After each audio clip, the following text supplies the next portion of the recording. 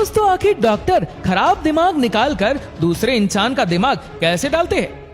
Doctors दिमाग का operation कैसे करते हैं? दोस्तों न्यूरोसर्जन दिमाग की हड्डी में कट लगाकर आखिर हमारे दिमाग के अंदर बढ़कर हमारे दिमाग का ऑपरेशन कैसे करता है?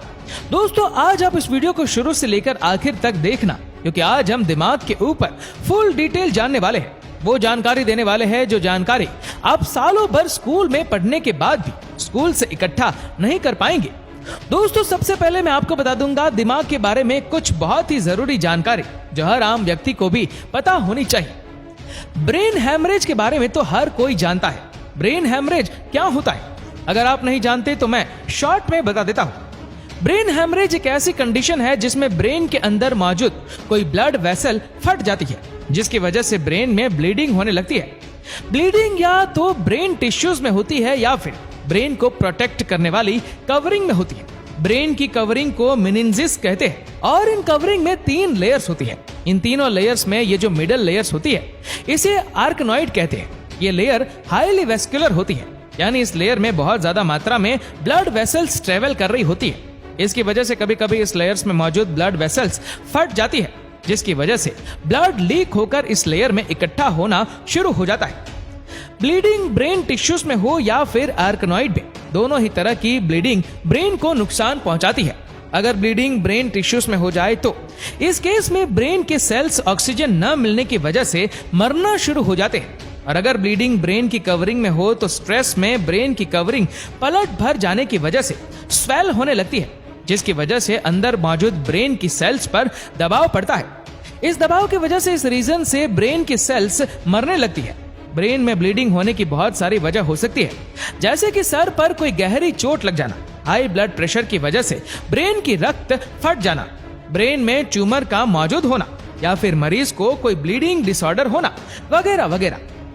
अगर ब्रेन हेमरेज की सिम्टम्स की बात की जाए तो जैसे ही किसी शख्स को ब्रेन हेमरेज होता है तो उसके सर में बहुत तेज दर्द होने लगता है। इसके अलावा मरीज देखने और बोलने में मुश्किल महसूस करने लगता है और साथ साथ जिस्म की ताकत खत्म होने लगती है। अगर ये सारे सिम्टम्स किसी शख्स में शो हो रहे हो तो उसे फौरन डॉक्टर्स के पास ले जाना चाहिए, क्योंकि अगर ब्रेन हेमरेज के ट्रीटमेंट में जरा सी भी देरी हो जाए तो पेशेंट की डेथ हो सकती है। ब्रेन हेमरेज को ट्रीटमेंट करने के लिए सबसे पहले जानना यह जरूरी है कि ब्लीडिंग ब्रेन के कौन से हिस्से में हुई है और इससे ब्रेन का कौन सा हिस्सा डैमेज हुआ है। ये सब चेक करने के लिए डॉक्टर सीटी स्कैन या फिर MRI करते हैं, और जब डॉक्टर्स देख लेते हैं कि ब्लीडिंग किस हिस्से में है और कितनी है तो इसके बाद ट्रीटमेंट शुरू कर दी जाती है। तो ज्यादातर केसेस में ब्लीडिंग को निकालने के लिए सर्जरी परफॉर्म की जाती है, जिसमें पेशेंट के स्कल में सुराख कट करके ब्लड क्लॉट को ड्रोन कर लिया जाता है।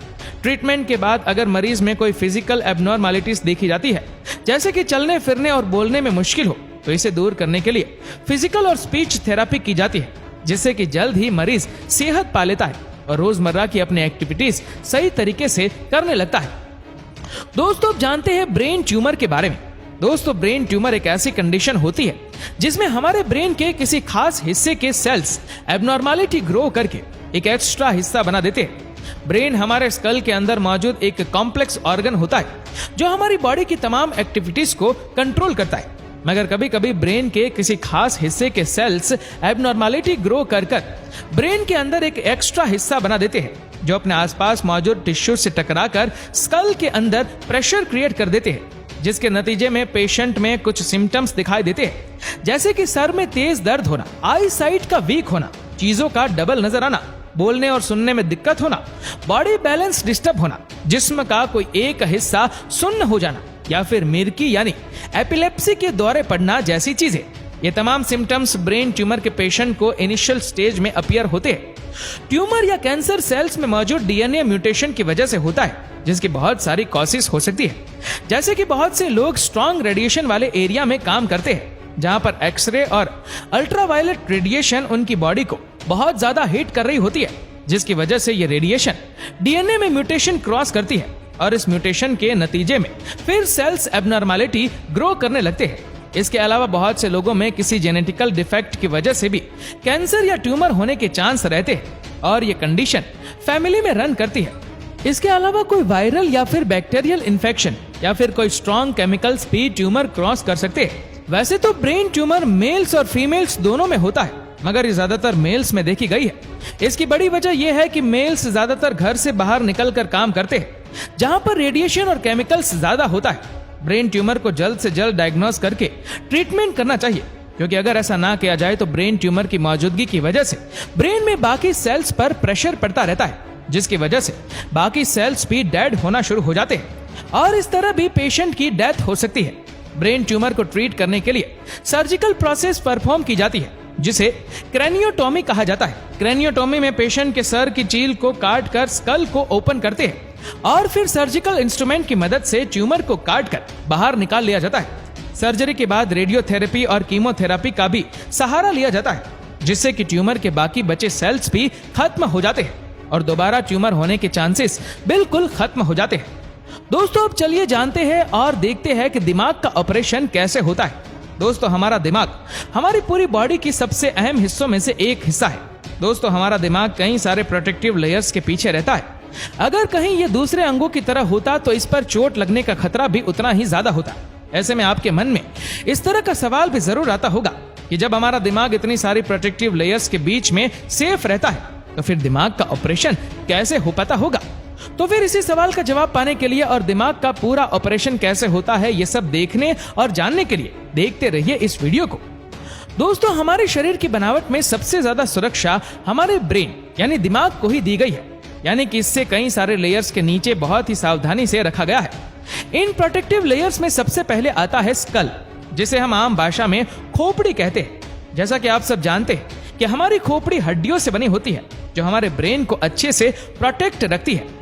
आप समझिए, इन सब के बीच हमारा दिमाग पूरी तरह सेफ रहता है। लेकिन इसके बाद भी brain tumour, head injury, brain stroke या ब्लड प्रेशर जैसी कोई भी प्रॉब्लम आती है, तो इसके ट्रीटमेंट के लिए हमारे ब्रेन तक पहुंचना काफी मुश्किल हो जाता है और तब डॉक्टर्स दिमाग का ऑपरेशन करने के लिए मजबूर हो जाते हैं, जिसे क्रेनियोटॉमी सर्जरी कहा जाता है। क्रेनियोटॉमी वो सर्जिकल प्रोसेस है जिसके दौरान न्यूरोसर्जन दिमाग तक पहुंचने के लिए खोपड़ी से हड्डी वाला हिस्सा पहले तो निकाल देते हैं और फिर सर्जरी के बाद उसे वापस अपनी जगह पर जोड़ भी देते हैं।